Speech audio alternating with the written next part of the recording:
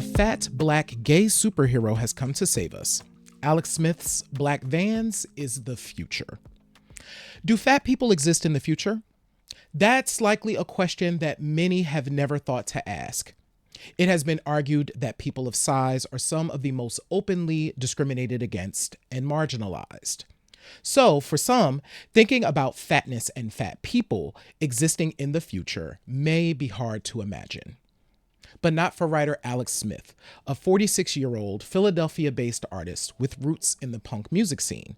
Smith is not afraid of anarchy. In some ways, he thrives on it, and people are taking notice. His newest work, Black Vans, takes his ambitions to uncharted territory and places black, queer fatness center stage. If we're going to do this, we're going to do this, Smith tells The Reckoning. It was a no-brainer that the main character was going to be a fat black bear, period, when discussing his comic book series and its lead character, Bo, who is of Afro-Latin descent. Black Vans is a story about a group of hackers who help superheroes with communications and analysis, and then rise to be the superheroes themselves when those they're helping begin disappearing. All of the characters are queer people of color. The road to self-publishing Black Vans was paved by a young Smith who started a local zine as a teenager in Greenville, North Carolina. I did an underground newspaper in high school that was calling out institutional racism back in 91, 92. I would talk about larger issues like Rodney King and things like that, Smith tells The Reckoning. It was kind of my first buzzy moment as an artist, and it was so exciting. Smith became interested in comics when he was in 5th grade. Lured and seduced by the sinister feel of the worlds inside the pages, the comics were where he could get lost and indulge in stories that most people knew nothing about. There's all these weird sort of under-the-radar characters, and their stories evolve in such a cinematic way. And there was a danger and an esoteric sort of secret that I had that no one else had, says Smith. They were these little tiny books of awesomeness that I could buy for like 75 cents. Smith was politicized early. His mom introduced him to Black history books, and he became obsessed with the Black Panthers. For Smith, the Black Panthers were superheroes too. They did all the superhero stuff, he says. They wore uniforms, they were armed, and they taught self-defense. They were protectors of their community. They were vigilantes, essentially. Admittedly, even with his admiration for the Panthers, when he first began to draw his comic characters, they were mostly white, with 1 or 2 black people in the mix.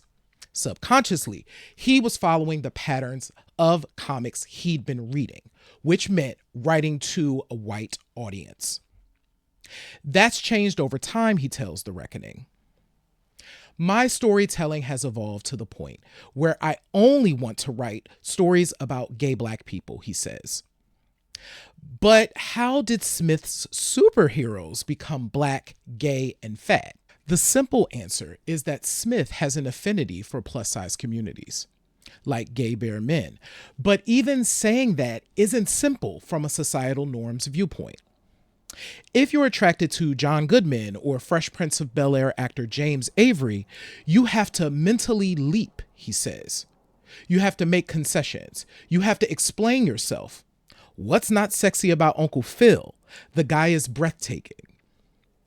With artwork by collaborator James Dillenbeck, the duo has created a comic book and world where everyone is empowered and their body size never comes up. No character has ever said anything about being oppressed for being gay, disabled, black, fat, or whatever. Everyone is everyone in this story, Smith says. Dillenbeck, a white man whose artwork is bright and warm, drew artistic inspiration from hip-hop album covers from the early 1990s. The warmth and joy you feel are also born out of frustration for the misrepresentation of people of size in the gay community and culture. Look at any algorithm, Like Bo, our lead character, and Gene, our bouncer. Those two guys are not ever top of the algorithm, even though they're better looking, says Dylan Beck. There's a lot of anger and pushback that makes Black Vans, which is very bright and fun that brings it to life. For Smith, Black Vans is a sexy comic book and the ultimate middle finger to having to make concessions and give explanations. You just have to deal with the fact that we have absolutely normalized all of these identities. Representation beyond the page. For Smith to have the impact he intends with his comic, getting it to the people who need to read it most is important. Comic book stores can help get Black Vans to the people, but having stores willing to carry this kind of content is key.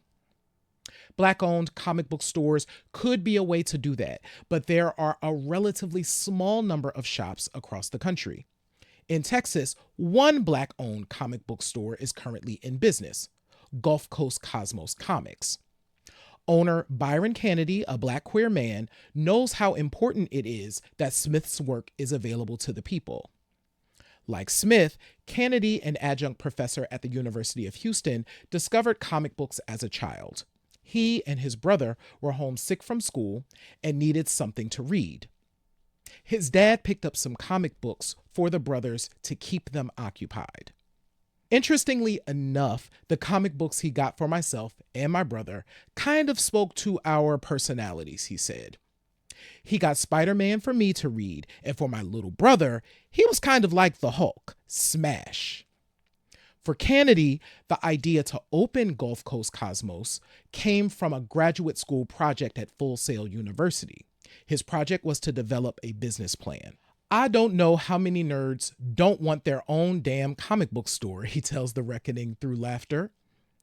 The idea lived in that business plan for several years until an opportunity presented itself to open a brick and mortar business. Canady took his comic book store idea off the shelf. After months of work, an LLC, and signed paperwork for a physical location, Canady and GCC co-founder Charmaine Fury were ready to go in April of 2020. The location never opened. By August of that year, Canady's Plan B became Plan A. His brick and mortar comic book shop opened as an online business. The store made it through the pandemic, with a physical location finally opening in September 2021. Canady considers it a privilege and a responsibility to have representation of everyone in his store because it's a reflection of his customers. Located in the historic 3rd Ward in Houston, Gulf Coast Cosmos Comics and its existence there is important. Canady hopes to expand the narrative of who the comic book reader is, what they look like, and who can be part of comic book culture. Comic books offer individuals as readers what traditional books do not offer: visual affirmation of self, he says. It's not always easy to get the right comics into the store. Bias shows up in the distribution of comic books. As a retailer, Canady has to push back to ensure he's getting the right promotional material that applies to his store for consideration. Oftentimes, I have to not only fight for the creator who needs representation, but I'm fighting for myself, he says. It's like, look, you send me inventory and promotional material that has absolutely nothing to do with my shop. I'll send it right back. Because of this, Canady is always looking for innovative, independent comic book creators. The Black comic book community has an informal, do-it-yourself network that helps raise awareness about comics that Canady may be interested in, which is working. We have indie comic book creators all over the shop, and they sell out because their work is good, he says. He thinks Alex Smith's Black Vans is important to have in comic book stores too. Comics like it helps reorient the customers to not think of comics as primarily a white product. For Black queer people, it can be so much more. The idea that Alex latched on to having Black queer folk of size in the future as the hero, it was revolutionary, says Canady. Having black vans as a comic book reinforces a person's existence. It affirms something within yourself like, yeah, we're going to be all right. We're going to be here. Black, queer, fat people exist in the future. And because of Alex Smith, they also emerge as heroes.